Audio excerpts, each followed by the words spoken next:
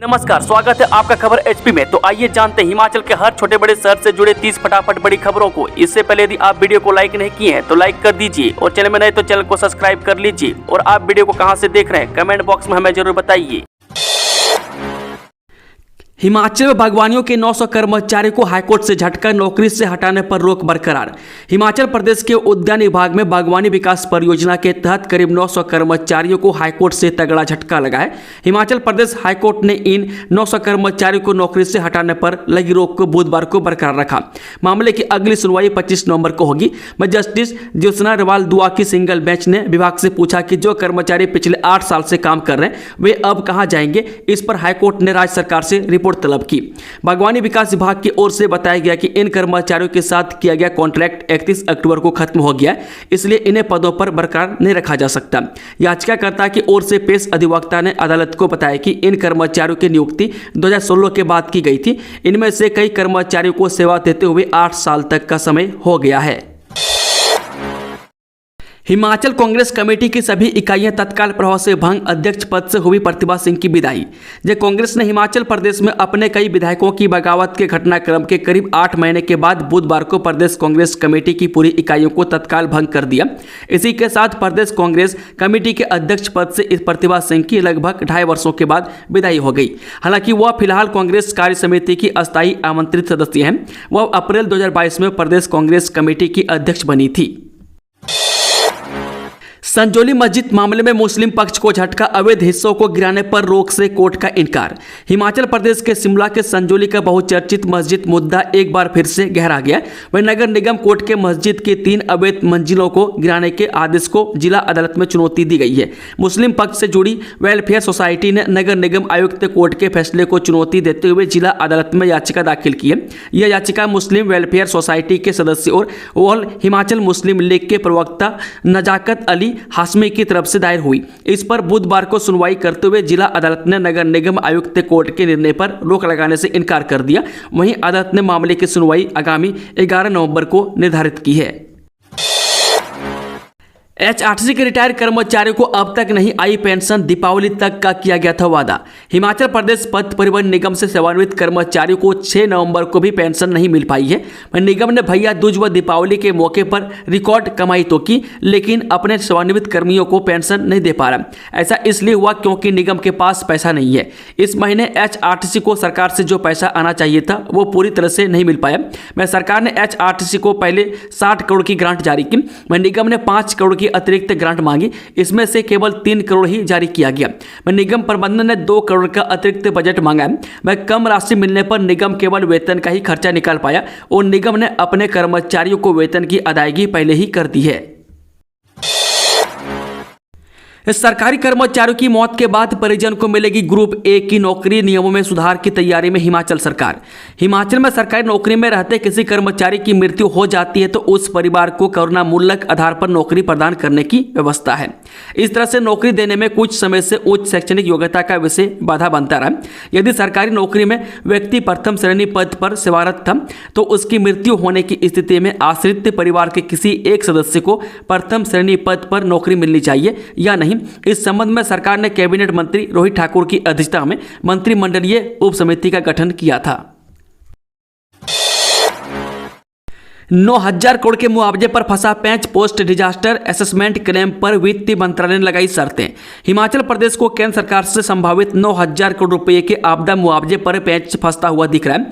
इस मसले पर हिमाचल के मुख्य सचिव प्रबोध सक्सेना केंद्रीय गृह सचिव से बैठक के लिए दिल्ली गए थे। वह पिछले साल बरसात के दौरान आई प्राकृतिक आपदा के बाद हिमाचल सरकार ने 9,020 करोड़ रुपये का मुआवजा पोस्ट डिजास्टर नीड्स असेसमेंट के तहत मांगा। इस क्लेम को गृह मंत्रालय ने जब वित्त मंत्रालय के साथ साझा किया तो वित्त मंत्रालय ने 2 प्रमुख आपत्तियां लगाई है। वित्त मंत्रालय का तर्क है कि वह पोस्ट डिजास्टर नीड्स असेसमेंट के तहत प्रभावित परिवारों को मुआवजा नहीं देगा क्योंकि यह स्टेट डिजास्टर रिस्पांस फंड यानी SDRF के तहत दिया जाता है। वह दूसरी आपत्ति यह है कि विभागीय नुकसान को हिमाचल में क्लेम किया है उसके लिए प्रभावित सरकारी योजनाओं की रेवेन्यू डिटेल भेजी जाए। वह उसके बाद वित्त मंत्रालय इस पर फैसला देगा। इन शर्तों के कारण हिमाचल का यह क्लेम फंसता हुआ दिख रहा है। HRTC से निजी बस ऑपरेटर खपा।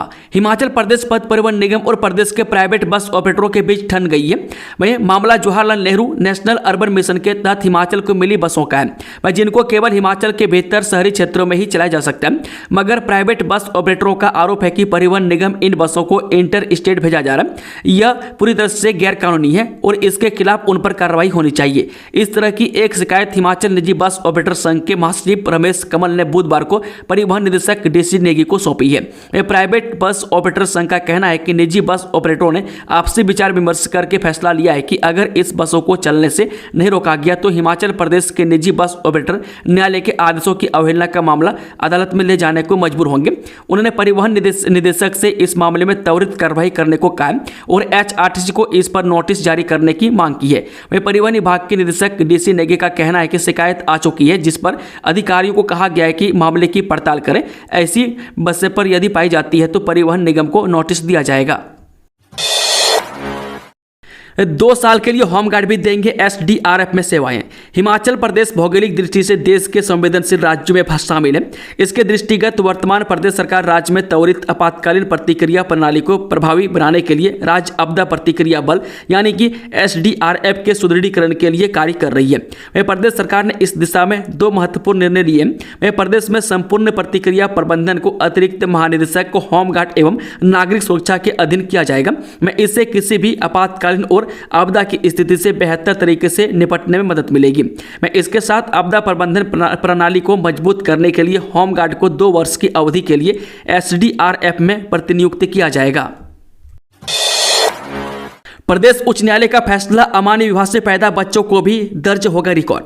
हिमाचल प्रदेश हाईकोर्ट ने अमान्य विवाह से पैदा हुए बच्चों के अधिकार को लेकर महत्वपूर्ण व्यवस्था देते हुए कहा कि अवैध संबंधों अथवा अमान्य वैवाहिक संबंधों से पैदा हुए बच्चों का पंजीकरण करने से इनकार करना गैर कानूनी है। वह कोर्ट ने नाबालिग बच्चों की ओर से दायर याचिका को स्वीकारते हुए कहा कि याचिकाकर्ता जीवित प्राणी है, इस तथ्य को कानून में स्वीकार किया जाना चाहिए, इसलिए उनके नाम संबंधित पंचायत के रिकॉर्ड में दर्ज किए जाने चाहिए। मैं न्यायाधीश ज्योत्सना रुवाल दुआ ने स्पष्ट किया है कि याचिकाकर्ताओं के नाम पंचायत रिकॉर्ड में दर्ज करना हिंदू विवाह अधिनियम की धारा 16 के प्रावधानों के अनुरूप होगा, जिसमें माननीय सर्वोच्च न्यायालय द्वारा निर्धारित कानून को ध्यान में रखा गया है। डिप्टी सीएम मुकेश अग्निहोत्री बोले, सहकारी समितियों में पारदर्शिता बढ़ाएगी सरकार। उप मुख्यमंत्री मुकेश अग्निहोत्री ने कहा कि सहकारी समितियों का पूर्णतः कंप्यूटराइजेशन किया जा रहा है। मैं पहले चरण में लगभग 870 समितियों के कंप्यूटराइजेशन का कार्य पूर्ण हो चुका है। मैं इससे पारदर्शिता बढ़ेगी और किसी भी तरह की गड़बड़ी की संभावना समाप्त हो जाएगी। उन्होंने कहा कि देश में हिमाचल प्रदेश ऐसा पहला राज्य है जिसने समितियों के कंप्यूटराइजेशन का कार्य प्राथमिकता के आधार पर पूर्ण किया है। उप मुख्यमंत्री मुकेश अग्निहोत्री सहकारिता विभाग की समीक्षा बैठक की अध्यक्षता कर रहे थे। उन्होंने अधिकारियों के साथ विभाग से संबंधित महत्वपूर्ण विषयों पर विस्तार से चर्चा की और सहकारी संस्थाओं के सुदृढ़ीकरण और उनकी आधारभूत संरचनाओं को विकसित करने के लिए आवश्यक दिशा निर्देशों पर दिए। उप मुख्यमंत्री ने कहा कि सहकारी समितियों को सशक्त बनाने के लिए प्रदेश सरकार दृढ़ से कार्य कर रही है। इमरजेंसी में एयर एम्बुलेंस पहुंचाएगी एम्स, सड़कों के लंबे सफर से मिलेगा छुटकारा। अखिल भारतीय आयुर्विज्ञान संस्थान यानी कि एम्स बिलासपुर में आने वाले समय में एयर एम्बुलेंस शुरू की जाएगी। इसके लिए कार्य योजना बन रही है। वह जल्द ही एक एक्सपर्ट टीम उत्तराखंड के ऋषिकेश एम्स से विजिट पर जाएगी और एयर एम्बुलेंस योजना पर स्टडी कर रिपोर्ट तैयार करेगी। इसी आधार पर आगे की कार्य योजना को अंतिम रूप दिया जाएगा। वह खास बात यह है कि एयर एम्बुलेंस प्रदेश के दुर्गम इलाकों में बेहतर स्वास्थ्य सुविधाएं उपलब्ध करवाएगी और आपात स्थिति में मरीजों को एम्स पहुंचाएगी। यही नहीं, बरसाती मौसम के दौरान प्रदेश में कहीं भी आपदा की स्थिति पैदा होने या फिर कोई घटना व दुर्घटना होने की स्थिति में भी यह एयर एम्बुलेंस मरीजों को एम्स पहुंचाने के लिए मददगार साबित होगी। बताया जा रहा है कि ऋषिकेश एम्स में एयर एम्बुलेंस के लिए टेंडर कर दिया गया और वहां पर जल्द ही यह सुविधा उपलब्ध करवाने की तैयारी चल रही है। इसी तरह आगामी समय में बिलासपुर एम्स में भी एयर एम्बुलेंस की सुविधा उपलब्ध करवाई जाएगी, जिसके लिए योजना का प्रारूप तैयार किया जा रहा है। यहाँ बता दें कि एम्स में ड्रोन सुविधा भी आरंभ कर दी गई है, जिसके तहत मरीजों के सैंपल जांच के लिए धर्मपुर लैब भेजे जा रहे हैं। मन्नत पूरी होने पर सांसद कंगना ने मणि महेश मंदिर में दिया सेब नुआला। मंडी संसदीय सीट से चुनाव जीतने की मन्नत पूरी होने के बाद सांसद कंगना रनौत ने 84 के मणि महेश मंदिर में हवन किया और सेब नुआला भी दिया। लोकसभा चुनाव के दौरान चुनाव प्रचार के दौरान जब कंगना रनौत भरमौर पहुंची थी तो उन्होंने मणि महेश मंदिर में मन्नत मांगी थी कि वह चुनाव जीतने के बाद यहां सेब नुआला देंगी। विधायक डॉक्टर जनक राज ने उनका स्वागत किया। उन्होंने 84 परिसर में जाकर सभी देवी देवताओं का आशीर्वाद लिया। चुनाव में उन्होंने समर्थन देने के लिए उन लोगों का आभार भी प्रकट किया। उन्होंने कहा कि उन्होंने जनता के साथ जो भी वादे किए हैं उन्हें पूरा करने के लिए वह पूरे प्रयास करेंगी। विधायक डॉक्टर जनक राज ने बताया कि मणि महेश मंदिर में हवन यज्ञ में पूजा करने के बाद सांसद ने सेब नुआले में भगवान शंकर का आशीर्वाद प्राप्त किया। नेता प्रतिपक्ष बोले कांग्रेस ने गोबर खरीदने की गारंटी दी थी, कंपोस्ट खरीदने की नहीं। पूर्व मुख्यमंत्री एवं नेता प्रतिपक्ष जयराम ठाकुर ने कहा कि चुनाव के पहले कांग्रेस ने गोबर खरीदने की गारंटी दी थी। मुख्यमंत्री उप मुख्यमंत्री समेत कांग्रेस के सभी छोटे बड़े नेताओं ने प्रदेश में हर मंच से कहा था कि सरकार बनने के बाद किसानों से वह 2 रुपये किलो के हिसाब से गोबर खरीदेंगे और अब 2 साल का कार्यकाल बीत जाने के बाद सरकार कह रही है कि वह गोबर नहीं कंपोस्ट खरीदेगी। क्या सरकार में बैठे मुख्यमंत्री, मंत्री और अन्य लोगों को गोबर और कंपोस्ट के बीच का अंतर नहीं समझते हैं? बिजली बोर्ड कर्मचारी व अभियंता के संयुक्त मोर्चा की सीएम से वार्ता, इन मुद्दों पर हुई चर्चा। जी हां, बिजली बोर्ड कर्मचारी व अभियंता के संयुक्त मोर्चा को आज सुबह प्रदेश सरकार द्वारा वार्ता के लिए बुलाया गया। मोर्चा के अधिकतर पदाधिकारियों के शिमला से बाहर होने से इस तत्काल बैठक में लोकेश ठाकुर व हीरालाल वर्मा ही भागीदारी कर पाए। यह बैठक आज मुख्यमंत्री से उनके आवास ओक ओवर में हुई, जो लगभग आधा घंटा चली। बैठक बड़े सौहार्दपूर्ण माहौल में हुई और मोर्चा द्वारा उठाए गए मुद्दों पर विस्तृत चर्चा हुई। संयुक्त मोर्चा ने बिजली बोर्ड में खत्म की गई 51 पदों पर पुनर्विचार कर बहाल करना, निकाले गए 81 आउटसोर्स ड्राइवर की सेवाएं बोर्ड में जारी रखना जैसे मुद्दों पर विस्तृत चर्चा हुई है। मोर्चा ने कहा कि पदों को समाप्त करना प्रबंधन का एक तरफा फैसला है।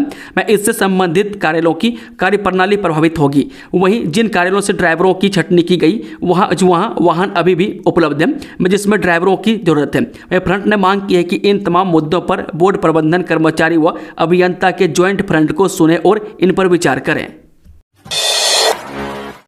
सेब से अब हार्ड वाइन बनाएगा HPMC, इटली की कंपनी से किया करार, इतनी रहेगी अल्कोहल की मात्रा। हिमाचल प्रदेश बागवानी उत्पाद विपणन एवं प्रसंस्करण निगम सेब से हार्ड वाइन बनाएगा। इसमें अल्कोहल की मात्रा करीब 20% होगी।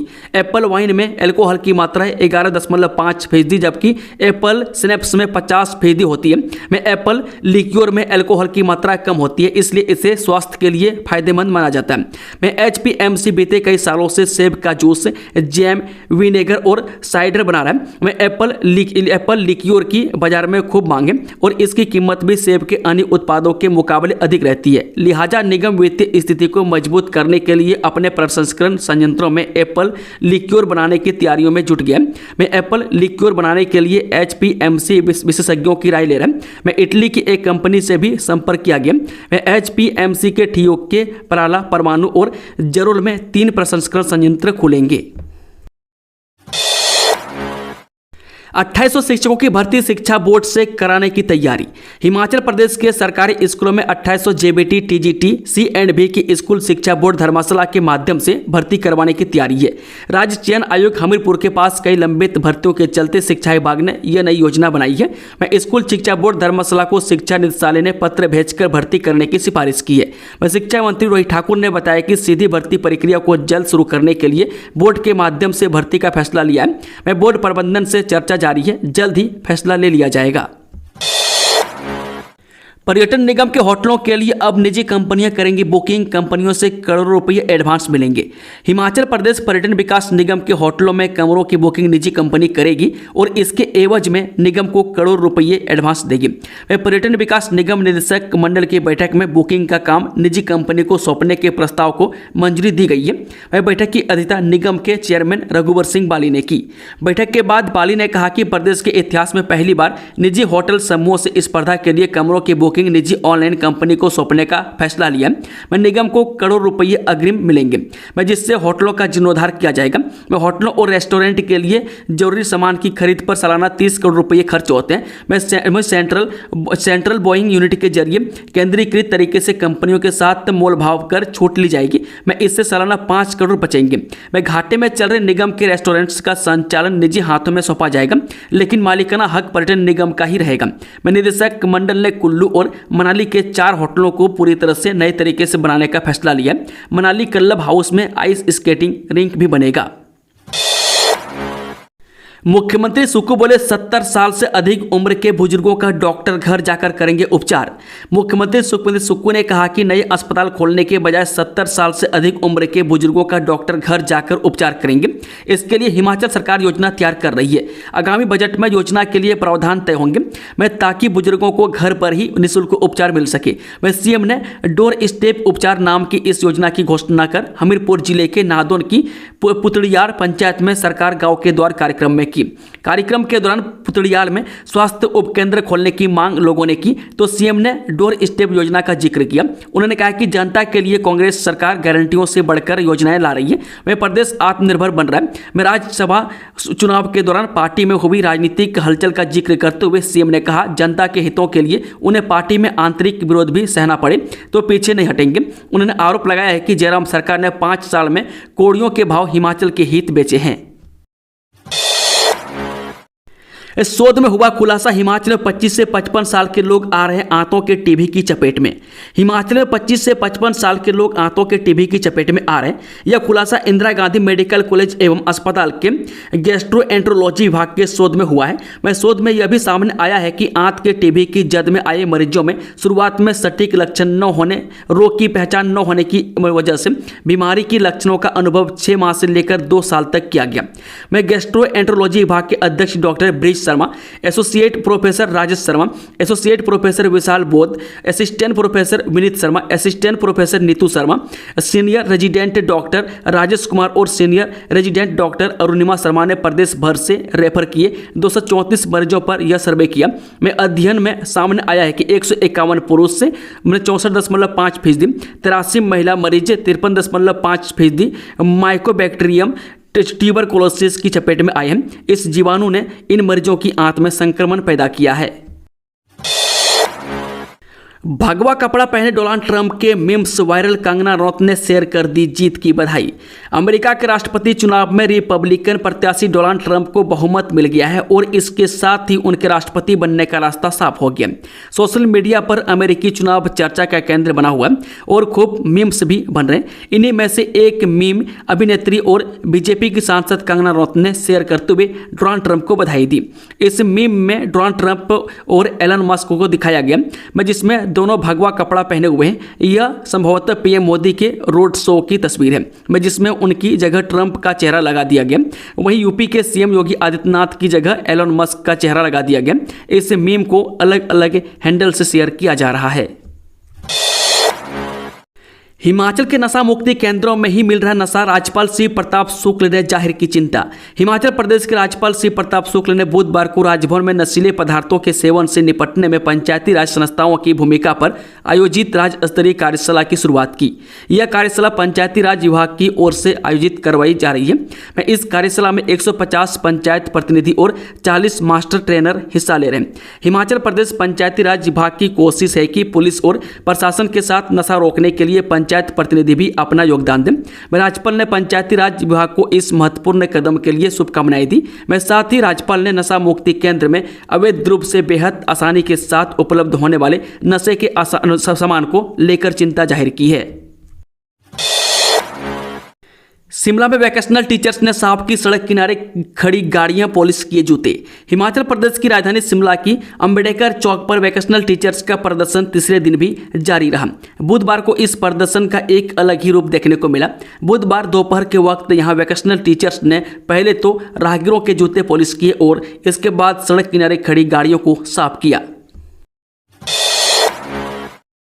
कांगड़ा पुलिस ने पकड़ा चिट्टे का सप्लायर, घर से आभूषण और नकदी भी की सीज। नशे के खिलाफ चलाई गई पुलिस के अभियान को बड़ी कामयाबी हासिल हुई है। वह कांगड़ा पुलिस ने नशे के बड़े सप्लायर को दबोचा है। एसपी शालिनी अग्निहोत्री ने कहा कि पुलिस थाना कांगड़ा के तहत पुलिस थाना के एसएचओ संजीव ने आज सुबह चिट्टे के सप्लायर के घर पर रेड डालकर चिट्टा, चांदी के आभूषण व नकदी के साथ गिरफ्तार किया गया।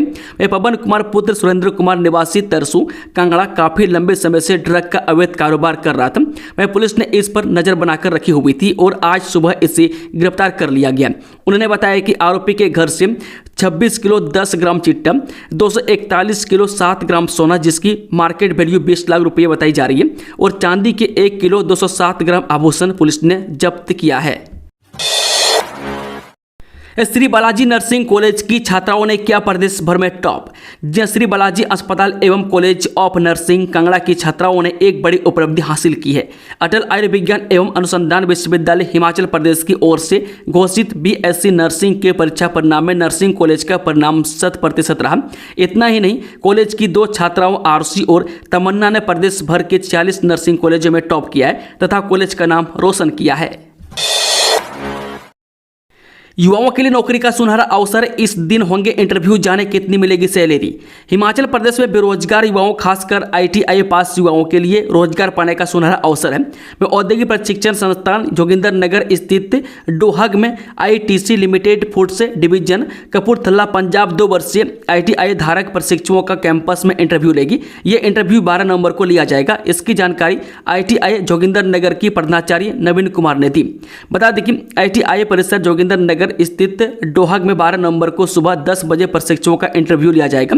प्रिंसिपल नवीन कुमारी ने बताया कि कैंपस इंटरव्यू में विभिन्न ट्रेड्स में आईटीआई पास युवक व युवतियां भाग ले सकती हैं, जिनमें electrician, fitter, machinist, wireman, electrician, motor mechanic, vehicle, जबकि महिला उम्मीदवारों के लिए केवल कोपा ट्रेड शामिल है। एशिया कॉर्फबॉल चैंपियनशिप में भारत की शानदार शुरुआत, कोरिया को 36-2 से हराया। हांगकांग में शुरू हुई एशिया कॉर्फबॉल चैंपियनशिप में भारतीय टीम का पहले मैच में शानदार प्रदर्शन रहा। वह भारतीय टीम ने कोरिया को 36-2 के विशाल स्कोर से पराजित कर 3 अंक प्राप्त किए। वह टीम के कोच और हिमाचल प्रदेश को कॉर्फबॉल संघ के कोषाध्यक्ष विनोद ठाकुर ने बताया कि पहले मैच में हिमाचल के सारंग सूरज यामिनी ने सर्वश्रेष्ठ प्रदर्शन कर कोरिया के खिलाफ एक के बाद एक गोल दागे। वह नितेश, आलिशा और शिल्पा ने उम्दा प्रदर्शन कर भारतीय टीम का स्कोर 36 तक पहुंचाया है। वह पहले मैच में धमाकेदार जीत से भारतीय टीम का हौसला बुलंद है। 8 महीने में बना दी साइको ट्रॉफी की 3 करोड़ गोलियां, बिक्री में गड़बड़, झला जाने पूरा मामला। एंटी नारकोटिक्स टास्क फोर्स ने सोलन के बद्दी में साइकोट्रोपिक दवाओं की अवैध बिक्री का खुलासा किया है। वह कंपनी ने 8 महीने में 3 करोड़ से अधिक गोलियां बना डाली। वह कंपनी के पास इन्हें बनाने का लाइसेंस है, लेकिन इन दवाओं की कहां खपत की गई, इसमें बड़ा गड़बड़ झला सामने आया है। वह मामले के तार यूपी, बिहार और महाराष्ट्र तक जुड़े हुए। मैं anti narcotics task force UP, Bihar में दबिश देकर किंग पिन की तलाश कर रही है। मैं इतना ही नहीं, फार्मा कंपनी पर टैक्स चोरी का भी गंभीर आरोप है। जिस दवा के एक डिब्बे की कीमत करीब 42 रुपये है, में उसकी कीमत 225 रुपये दिखाई गई है। इसे राज्य सरकार को सीधे तौर पर करोड़ों रुपये की चपत लगाई है। वह मामला सामने आने के बाद थाना CID शिमला में मुकदमा दर्ज कर तफ्तीश अमल में लाई जा रही है। कोर्ट की अवमानना पर शिक्षा निदेशक के खिलाफ आपराधिक केस चलाने के आदेश, जाने पूरा मामला। हिमाचल प्रदेश हाईकोर्ट ने अदालत के आदेशों की बार बार अवमानना करने पर प्रारंभिक शिक्षा निदेशक पर आपराधिक अवमानना की कार्रवाई करने के आदेश दिए हैं। वह कार्यवाहक मुख्य न्यायाधीश तरलोक चौहान और सत्येंद्र वैद की खंडपीठ ने कहा कि अदालत के बार बार कहने के बावजूद निदेशक ने मामले को अनदेखा कर दिया। यह मामला TGT शिक्षकों की सीधी भर्ती से जुड़ा है। वह 2002 में इन शिक्षकों की भर्ती प्रक्रिया शुरू हुई। मामले के अदालत में जाने के बाद इन शिक्षकों को 2008 में नियुक्ति की। मैं उसके बाद मामला 2011-12 में प्रशासनिक ट्रिब्यूनल में भी गया। मैं ट्रिब्यूनल के बाद यह हाईकोर्ट पहुंचा। मैं 2002 में मेरिट के आधार पर जो सूची निकाली थी उसके अनुसार इन शिक्षकों को सारे लाभ देने के हाईकोर्ट ने आदेश दिए। मैं जबकि इनकी नियुक्ति 2008 में की गई। मैं कोर्ट ने अपने आदेश में विभाग से 2002 की वरिष्ठता सूची प्रस्तुत करने को कहा, लेकिन आदेशों को अनदेखा किया गया। उसकी वजह से 2020 में याचिकाकर्ता ने हाईकोर्ट के आदेशों को न मानने पर अवमानना का मामला दायर किया। मैं 2020 में जो वरिष्ठता सूची देने को कहा था उसे आज तक कोर्ट कोर्ट में पेश नहीं किया। मैं सरकार का कहना है कि विभाग ने 2002 की जो सूची बनाई थी वह उपलब्ध नहीं है। मैं 2020 से 2024 तक हाईकोर्ट के आदेशों को गंभीरता से नहीं लिया गया। मैं इसकी वजह से हाईकोर्ट ने प्रारंभिक शिक्षा निदेशक के खिलाफ आपराधिक अवमानना की कार्रवाई करने के आदेश दिए हैं। बिलासपुर एम्स 2026 से तैयार करेगा एडवांस रोबोटिक सर्जन, यहां होगी ट्रेनिंग, जाने पूरी मामला। अखिल भारतीय आयुर्विज्ञान संस्थान यानी कि एम्स बिलासपुर वर्ष 2026 से रोबोटिक सर्जन तैयार करेगा। मैं दिल्ली एम्स के बाद बिलासपुर एम्स रोबोटिक सर्जन तैयार करने वाला देश का दूसरा स्वास्थ्य संस्थान बनेगा। इसके लिए प्रक्रिया जल्द शुरू होगी। इसके अलावा आगामी 6 में MBBS से MD और DM को हाई फिडेलिटी फेमोलिसन लैब में प्रशिक्षण देने का लक्ष्य रखा गया। इसके लिए अधिकतर उपकरण भी एम्स पहुंच चुके हैं। खास बात यह है कि इस माह से एम्स में केंद्र सरकार की पंचप्रण योजना के तहत सेना, BSF, CISF के डॉक्टरों और पैरामेडिकल स्टाफ को ट्रेनिंग दी जाएगी। वे पहले ये एम्स से दिल्ली जाते थे, लेकिन अब पंजाब व आसपास के राज्यों की फैकल्टी बिलासपुर एम्स आएगी। मैं स्किल लैब में प्रशिक्षण दिया जाएगा। इन्हें ट्रॉमा के साथ साथ लाइफ सेविंग कंडीशन के बारे में प्रशिक्षण दिया जाएगा। मैं बिलासपुर एम्स में 2026 तक रोबोटिक सर्जरी लैब शुरू होगी। मैं एम्स प्रबंधन ने लक्ष्य रखा है कि अगले 1 साल में MBBS, MD और DM हाई फिडेलिटी फेमोनिसन लैब के तहत प्रशिक्षित किए जाएंगे। मैं 6 माह में इनका प्रशिक्षण शुरू हो जाएगा। रोबोटिक लैब का खर्च करीब 15 से 18 करोड़ का होगा। LMB लाइसेंस धारकों के लिए गुड न्यूज, अब कार ही नहीं इन गाड़ियों को भी चला सकेंगे लाइसेंसधारी। सुप्रीम कोर्ट ने बुधवार को कहा कि हल्का मोटर वाहन यानी कि LMB लाइसेंस धारक 7500 किलोग्राम से कम वजन वाले माल या सवारी गाड़ी भी चला सकते हैं। मुख्य न्यायाधीश DY चंद्रचूड़ और न्यायाधीश हरिकेश रॉय, न्यायमूर्ति PS नरसिम्हा, न्यायमूर्ति पंकज मित्तल और न्यायमूर्ति मनोज मिश्रा की पीठ ने यह फैसला सुनाते हुए कहा कि इससे उन हल्के मोटर वाहन धारकों को अपने बीमा दावा करने में मदद मिलेगी जो 7500 किलोग्राम से कम वजन वाले वाहन को चलाते हुए पाए जाते हैं। पीठ ने यह फैसला सुनाते हुए कहा कि इस दलील के विपरीत कोई आंकड़ा पेश नहीं किया गया। पीठ ने सुनवाई के दौरान कहा है कि सड़क सुरक्षा को कानून के सामाजिक उद्देश्य के साथ संतुलित किया जाना चाहिए और वह संविधान पीठ में सामाजिक नीति के मुद्दों पर फैसला नहीं कर सकती है। इस परिप्रेक्ष्य में अदालत ने केंद्र से पूछा कि क्या इसी कानूनी सवाल पर कानून में बदलाव की आवश्यकता है कि क्या हल्के मोटर वाहन ड्राइविंग लाइसेंस रखने वाला व्यक्ति किसी विशेष वजन के परिवहन वाहन को चलाने का हकदार है। दोस्तों, खबरों का सिलसिला समाप्त होता है। कि जानकारी पसंद आई तो वीडियो को लाइक, शेयर, चैनल को सब्सक्राइब जरूर कर लें और कमेंट बॉक्स में कमेंट करके बताएं कि आप न्यूज को किस जिले और पंचायत से देख रहे हैं। Thank you, all the best. जय हिंद, जय हिमाचल। साथ ही छठ महापर्व की बहुत बहुत शुभकामनाएं।